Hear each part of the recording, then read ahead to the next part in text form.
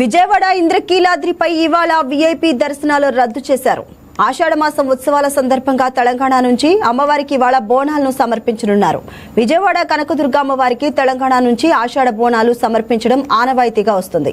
వివిధ ప్రాంతాల నుంచి సార సమర్పణకు వస్తున్న భక్తులతో ఇంద్రకీలాద్రి కిటకిటలాడుతుంది. దీంతో దేవాలయంలో మధ్యాహ్నం 3 గంటల వరకు ప్రోటోకాల్ వీఐపీ దర్శనాలను రద్దు చేశారు.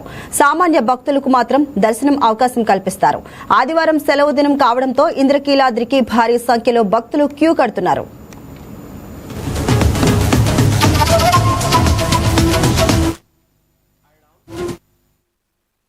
దీనిపై మరింత సమాచారాన్ని మా కరెస్పాండెంట్ బిందు అందిస్తారు.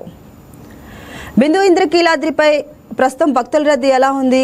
అలానే మరి వీఐపీ ప్రోటోకాల్ దర్శనాలను అసలు ఏ సమయం వరకు రద్దు చేశారు?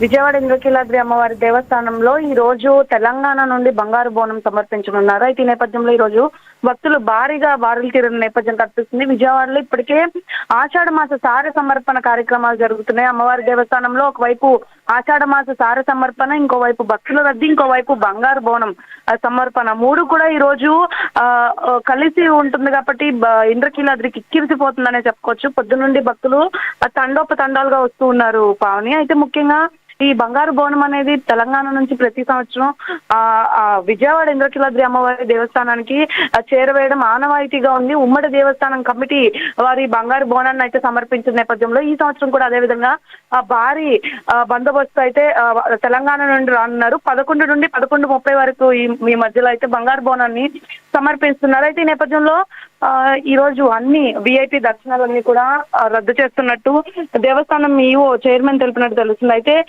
ఈ మొత్తం విఐపి దర్శనాలు రద్దు చేయడమే కాకుండా ప్రతి ఒక్కరిని కూడా అందరినీ సాదా లైన్ లో పంపించడమే కాకుండా ఆషాఢ మాసం సార సమర్పణ తెచ్చే వారికి ప్రత్యేకమైన లైన్ ని కూడా క్రియేట్ చేశారు పావని. అంటే ఈ ఏడాది తెలంగాణ ప్రభుత్వం లేదా ప్రజాప్రతినిధులు ఎవరైనా బోనాలు సమర్పిస్తున్నారా? ఈ ఏడాది చూసుకుంటే తెలంగాణ నుంచి ఇప్పటికే ప్రతి సంవత్సరం తెలంగాణ నుండి అయితే ఉమ్మడి దేవాలయ కమిటీ వాళ్ళు ఈ బోనాన్ని సమర్పిస్తూ ఉంటారు. ఈ సంవత్సరం కూడా వారితో పాటు కొంతమంది ముఖ్యమైన కీలకమైన వాళ్ళు కూడా ఈ రోజు రాబోతున్నారని కూడా సమాచారం. అయితే ఈ నేపథ్యంలో వారితో పాటు పల్కంపేట నుండి కూడా బోనం వస్తుందని ఇప్పటికే సమాచారం పావని. అయితే ఈ రోజు ఇంద్రకీలాద్రి అమ్మవారి దేవస్థానంలో 1,00,000 మంది పైగానే భక్తులు వస్తారని కూడా అంచనా వేశారు.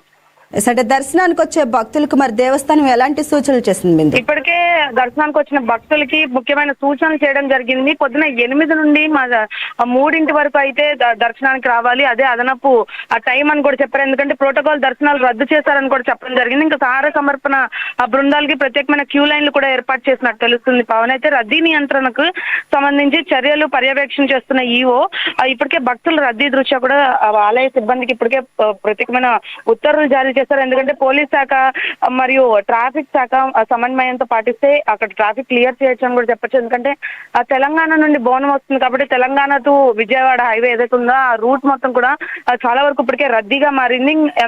ఆ సందర్భంలో ఇప్పటికే పోలీస్ శాఖకు సంబంధించి అన్ని ఉత్తర్వులు జారీ చేస్తారు. ఇంకా మరోవైపు ఆషాఢ మాస సార సమర్పణ బృందాలు అయితే ఇంకోవైపు ఈ రోజు ఆదివారం కాబట్టి సెలవు దినం కాబట్టి ఈ రోజు మరింత ఎక్కువ మంది భక్తులు వచ్చే నేపథ్యంలో వీరందరికి సంబంధించి ఈ రోజు హైదరాబాద్ నుండి ఎక్కువగా తరలి వస్తారు కాబట్టి ఆ భక్త బృందాలకు కూడా ఇంద్రకీలాద్రి పైన మెరుగైన సౌకర్యాలు అయితే కల్పించడం జరిగింది.